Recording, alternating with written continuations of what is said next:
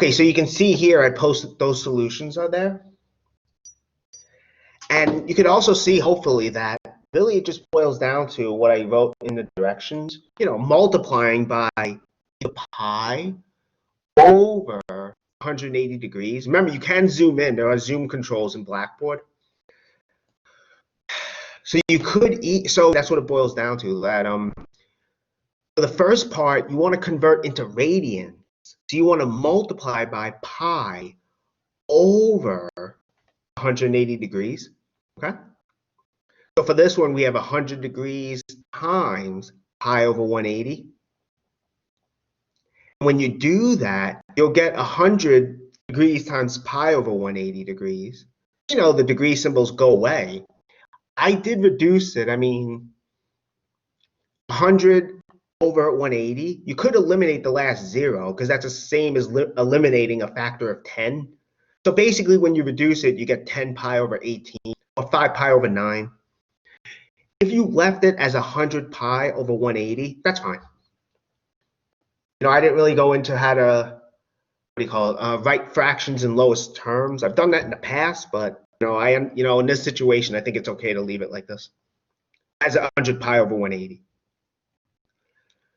So the next one is the same idea. You multiply by pi over 180.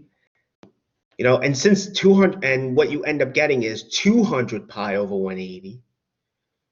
I mean, you could reduce it to get 20 pi over 18, which is 10 pi over 9. I mean, I'm sure you see this already, that 200 degrees is 2 times 100 degrees. So in radians, it's the same idea. You just multiply by 2. For 300 degrees, same idea. You just multiply by pi over 180. And that gives you 300 degrees times pi over 180 degrees. So, as before, the degree symbols cancel. You get 30 pi over 18. Or if you left it as 300 pi over 180, that's fine. You just don't want to convert pi into decimal form. I know it's tempting to do that, but you really don't want to do that. Okay. Are there any questions about that? About number 1, I mean?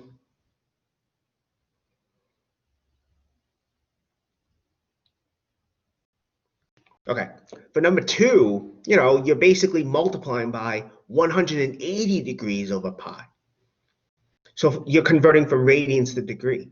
So from 4 pi over 5 times 180 degrees over pi, right? The pi's are going to cancel. And what you get is 4 times 180 degrees over 5. And if you did multiply the top, you would get 720 degrees over 5.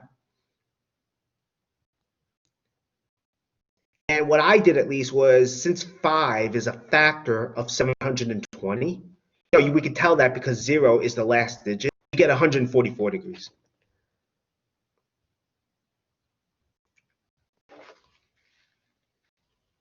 Okay. And the same thing for 3 pi over 5.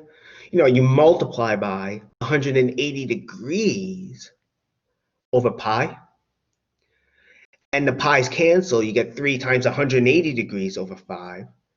And again, 180, right? 5 is a factor of it. So if you did divide, you would get 3 times 36 degrees, which is 108 degrees. Or you could multiply the top and then divide.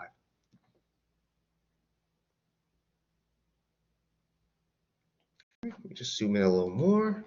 Again, you can zoom in. There are zoom features on the left. 2 pi over 9, right? Same idea. You multiply by 180 degrees over pi. Okay? And pi's cancel, so on. So you end up with 40 degrees. I mean, if you actually multiplied the top, you get 360 degrees. And then if you divide that by 9, you would still get 40 degrees.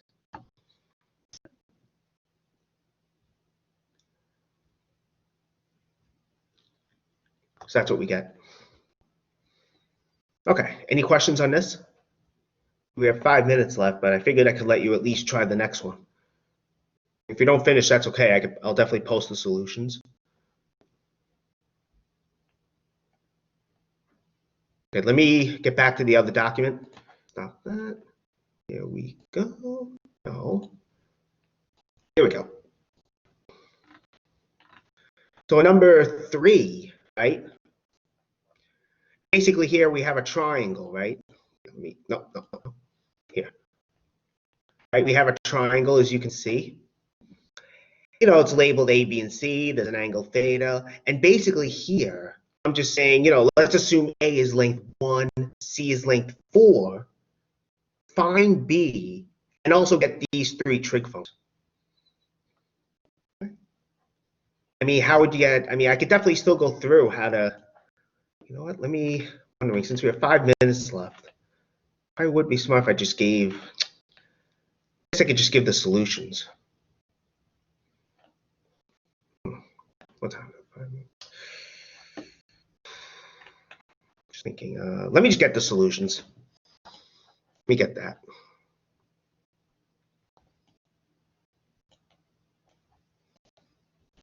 Okay, let me just get the solutions to share with you guys. Running low on time. Time is an enemy sometimes, not always though. Here it comes. Okay, so here, let me get the solutions. Let me get that link. Actually, wait a minute. The link. There we go. Let me do that. You just get the link for the solutions. There we go. So that's the link for the solutions, actually. So that's what's here, if you wanted to look at that. But basically here, as you can see, you know, we have that right triangle, and I'm telling you what A and C are. It's kind of like what we did in the other examples. You know, I'm telling you to figure out what the unknown side is. And the first one, it's B. And we want to figure out what sine, cosine, and tangent are.